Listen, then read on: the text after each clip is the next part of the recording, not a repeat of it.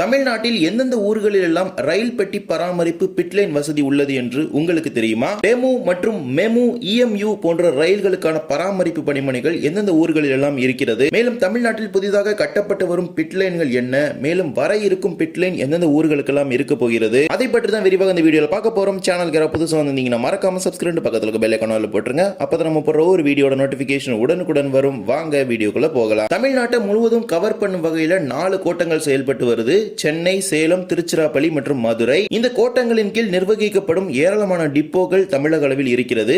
இங்குதான் ரயில் பெட்டிகளுக்கான பராமரிப்புகள் நடைபெறுகிறது. பிட்லைன் மூலமாக தான் ரயில் பெட்டிக்கு தேவையான அனைத்து விதமான பராமரிப்புகளும் மேற்கொள்வாங்க. முதன்மை பராமரிப்பு என்பது ஒரு குறிப்பிட்ட ரயில் பெட்டிக்கு இவ்வளவு தூரம் பயணித்திருக்க வேண்டும் அல்லது இத்தனை மணி நேரம் அந்த ரயில் பெட்டி பயணித்திருக்க வேண்டும் என்கிற ஒரு கணக்கு இருக்கிறது. அது ஐசிஎஃப்க்கு தனியாக இருக்கும், எல்ஹெச்பிக்கு தனியாக இருக்குது. இதன் அடிப்படையில் குறிப்பிட்ட தூரம் அந்த பெட்டிகள் ஓடி முடித்த பிறகு மீண்டும் இந்த பிட்லைனில் வந்து பராமரிப்புகள் மேற்கொண்டு விட்டு செல்லும். இதற்காக ரேக் ஷேரிங் வந்து ஃபாலோ பண்ணுவாங்க. நிறைய பேசஞ்சர் ட்ரெயின்ஸ்லாம் பாத்தீங்கன்னா கிட்டத்தட்ட ஒரு 10 ஊருக்கு மேலாம் பாத்தீங்கன்னா எழுதி வச்சிருப்பாங்க. சோ அந்த ஊருக்குலாம் அந்த ட்ரெயின் ஃபுல்லா ரன் ஆன பிறகு கரெக்டா அகைன் அந்த பிட்லைனுக்கு வந்து மெயின்டெனன்ஸ் பண்ணிட்டு போகும். அந்த மாதிரி சம் ஆஃப் தி எக்ஸ்பிரஸ் ட்ரெயின்ஸ்க்கு பாத்தீங்கன்னா அந்த பிட்லைன் இருக்கிற ஊருக்கு போற ட்ரெயின் கூட ரேக் ஷேரிங் போட்டு வச்சிருப்பாங்க.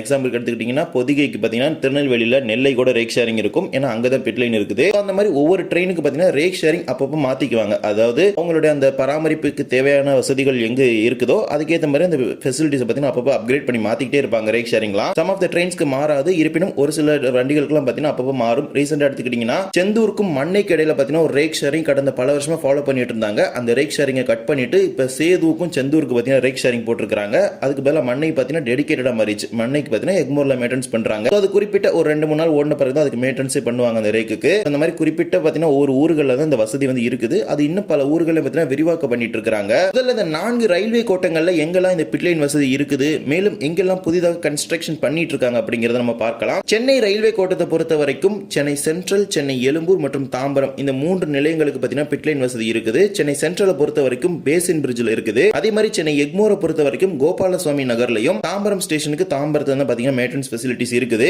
சென்னையோட 4வது முனையமா வர போற பெரம்பூர் ரயில் நிலையத்துல பாத்தீங்கன்னா 2 பிட்லைன் கன்ஸ்ட்ரக்ட் பண்ண போறாங்க. பெரம்பூர் பாத்தீங்கன்னா 4வது டிப்போ வச்ச ஒரு ஊரா சென்னை சென்ட்ரல் பகுதிக்கு வந்து வர இருக்குது. சோ சென்னை கோட்டத்துக்கு அது 4வது டிப்போவா வர இருக்குது. பெரம்பூர் தான் சென்னையோட 4வது முனையம். சென்னை சென்ட்ரலுடைய போக்குவரத்து நெரிசலை குறைக்கும் வகையில் பெரம்பூரை பத்தின முனையமா மாத்த போறாங்க. அதுக்கப்புறம் எல்லாம் கொடுத்துட்டாங்க. அதே மாதிரி 5 and 6th லைன்ல பாத்தீங்கன்னா அம்பத்தூருக்கு போறதுக்கான பிளானுக்குலாம் ஏற்கனவே அப்ரூவல் கொடுத்து ஃபண்ட் எல்லாம் அலாட் பண்ணிட்டாங்க. சோ எல்லாமே ஒன் பை ஒன்னா ஸ்டார்ட் பண்ணி இருக்காங்க. அதே மாதிரி இஎம்யூ, எம்இஎம்யூ புறநகர் ரயில்களை பராமரிக்கக்கூடிய வசதி பாத்தீங்கன்னா மொத்தமா 3 நிலையங்கள்ல இருக்குது.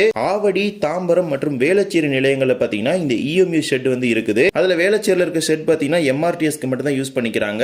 தாம்பரத்திலையும் ஆவடியில இருக்க ஷெட் யூஸ் பண்ணி பாத்தீங்கன்னா திருச்சி வரைக்கும் பாத்தீங்கன்னா மெமு ட்ரெயின்ஸ்லாம் போகுது. சோ நிறைய ரேக் ஷேரிங் கான்செப்ட்ல இந்த தாம்பரம், ஆவடி ஷெட் பாத்தீங்கன்னா யூஸ் பண்ணிட்டு இருக்காங்க. இப்போதைக்கு தமிழ்நாட்டு அளவுல பாத்தீங்கன்னா இந்த 2 ஊர்ல தான் பாத்தீங்கன்னா மெமு ஷெட் ஆபரேஷன்ல இருக்குது அப்படின்னு சொல்ல முடியும். ஏன்னா கோயம்புத்தூர் சைட்லாம் போயிட்டீங்கன்னா அது பாலக்காடு இருக்க ஷெட்ல இருந்தா மெமு ட்ரெயின்ஸ் வந்து போகுது. இதே போலவே சேலம் ரயில்வே கோட்டத்தை பொறுத்த வரைக்கும் இப்போதைக்கு 2 ஊர்கள்ல இந்த பிட்லைன் வசதி இருக்குது. கோயம்புத்தூர்லயும் ஈரோட்ல இருக்குது. ஈரோட்ல ரீசெண்டா பாத்தீங்கன்னா லென்த் கம்மியா இருந்த பிட்லைன் 2 உடைய லென்த் பாத்தீங்கன்னா இன்க்ரீஸ் பண்ணி 22 எல்ஹெச்பி கோச்மே பாத்தீங்கன்னா அகாமடேட் பண்ற மாதிரி எக்ஸ்டெண்ட் பண்ணாங்க. இதன் மூலமாக வருங்காலத்துல ஈரோட்ல இருந்து பல புதிய ரயில்கள் அறிமுகப்படுத்துவதற்கான வாய்ப்பு கிடைக்கப்பெற இருக்குது.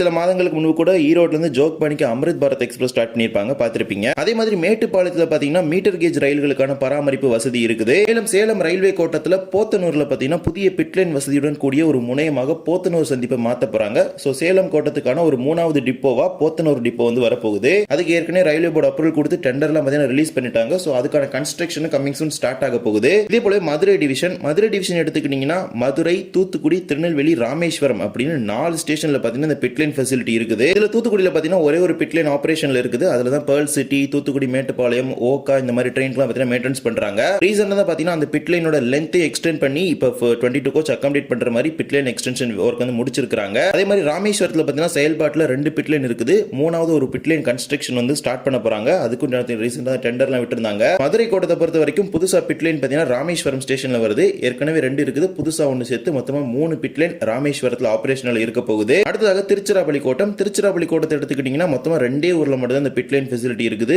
ஒன்னு திருச்சிராப்பள்ளி, இன்னொன்னு விழுப்புரம். இந்த 2 ஸ்டேஷனை வச்சு தான் நிறைய ட்ரெயின்ஸ் பாத்தீங்கன்னா ஆபரேட் பண்ணிட்டு இருக்காங்க. பாண்டிச்சேரியில இருந்து போற நிறைய ட்ரெயின்ஸ்க்கு பாத்தீங்கன்னா மெயின்டெனன்ஸ் விழுப்புரத்துல நடக்குது. அதே மாதிரி புதுசா பாத்தீங்கன்னா வேளாங்கண்ணில 2 பிட்லைனுடன் கூடிய ஒரு புதிய டிப்போ பாத்தீங்கன்னா கன்ஸ்ட்ரக்ட் பண்றாங்க. சோ திருச்சிராப்பள்ளி கோட்டத்தை பொறுத்த வரைக்கும் 3வது டிப்போ பாத்தீங்கன்னா வேளாங்கண்ணி ரயில்வே ஸ்டேஷன்ல வரப்போகுது. இப்ப போன வாரம் தான் பாத்தீங்கன்னா அதுக்கு அப்ரூவல் கொடுத்திருந்தாங்க. 48.96 கோடி ரூபாய் மதிப்பீட்டுல இந்த பிட்லைன் அமைக்க போறாங்க. இது இது திருச்சிராப்பள்ளி கோட்டத்துக்கான ஒரு புதிய பிட் லைனா பார்த்தீங்கன்னா வேளாங்கண்ணி டிப்போ வருது. திருச்சி கோட்டத்தில் தான் பார்த்தீங்கன்னா தெற்கு ரயில்வே அளவில் டெமோ ஷெட் இப்போ ஆப்ரேஷனில் இருக்குது.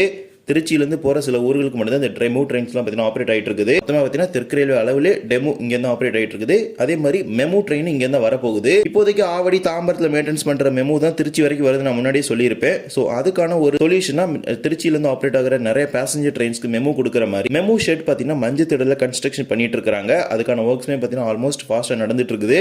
மேபி இன்னும் ஒரு வருஷத்துல ஒர்க்லாம் முடியறதுக்கான ஒரு பாசிபிலிட்டி இருக்குது. அதெல்லாமே முடிஞ்சிருச்சுன்னா திருச்சிராப்பள்ளியிலேருந்து பார்த்தீங்கன்னா மெமு ஷெட் வந்துடும். திருச்சியில் டெமோ ஷெட்டும் இருக்கும், மெமு ஷெட்டும் இருக்கும். ஸோ மெமுலாம் வந்துருச்சுன்னா டெமோ படிப்படியாக குறைச்சிருவாங்க. அது அண்டர் கன்ஸ்ட்ரக்ஷன், அதாவது ஆல்மோஸ்ட் வேலை எல்லாமே நடந்துட்டு தான் இருக்குது திருச்சிராப்பள்ளியில் இருக்க மெமு ஷெட்டுக்கு. ஸோ திருச்சியில் பார்த்தீங்கன்னா வேளாங்கண்ணியில் புதிய டிப்போ வருது. அதே மாதிரி மெமு ஷெட் பார்த்தீங்கன்னா திருச்சி மஞ்சத்திடலில் வருது. இது எல்லாமே தமிழ்நாட்டு அளவில் புதிதாக அமைக்கப்பட்டு வரும் பெட்டி பராமரிப்பு பணிமனைகள் தொடர்பான ஒரு தகவல். இதே போலவே கேரளாவில் பார்த்தீங்கன்னா பாலக்காடு டிவிஷன் கீழே பாலக்காடு டவுன்ல பிட்லைன் கன்ஸ்ட்ரக்ஷன் நடந்துட்டு இருக்குது. அதே போலவே திருவனந்தபுரம் சவுத் நேமம் ரயில்வே ஸ்டேஷன்ல பாத்தீங்கன்னா அது திருவனந்தபுரத்தோட 3வது முனையமாக மாற்றக்கூடிய பணிகள் பாத்தீங்கன்னா மிக விரைவாக நடந்துட்டு இருக்குது. அத்துடன் அங்க 2 பிட்லைன் கன்ஸ்ட்ரக்ஷனும் ஆல்மோஸ்ட் நடந்துட்டு இருக்குது. இவ்வாறு தெற்கு ரயில்வே அளவில் பாத்தீங்கன்னா இந்த பெட்டி பராமரிப்பு வசதிகளை தொடர்ந்து அப்கிரேட் பண்ணிட்டு இருக்காங்க. அதுல தமிழ்நாட்டு அளவில் இந்த ஊர்கள்ல இந்த புதிய பிட்லைன் வசதி பாத்தீங்கன்னா வருது. சென்னை கோட்டத்தை எடுத்துக்கிட்டீங்கன்னா பெரம்பூர், சேலம் கோட்டத்தை எடுத்துக்கிட்டீங்கன்னா போத்தர், மதுரை கோட்டத்தை எடுத்துக்கிட்டீங்கன்னா ராமேஸ்வரம், திருச்சி கோட்டத்தை எடுத்துக்கிட்டீங்கன்னா வேளாங்கண்ணி. ஸோ இந்த ஊர்களெல்லாம் புதிய பிட்லைன் கன்ஸ்ட்ரக்ஷன் பாத்தீங்கன்னா நடக்க போகுது.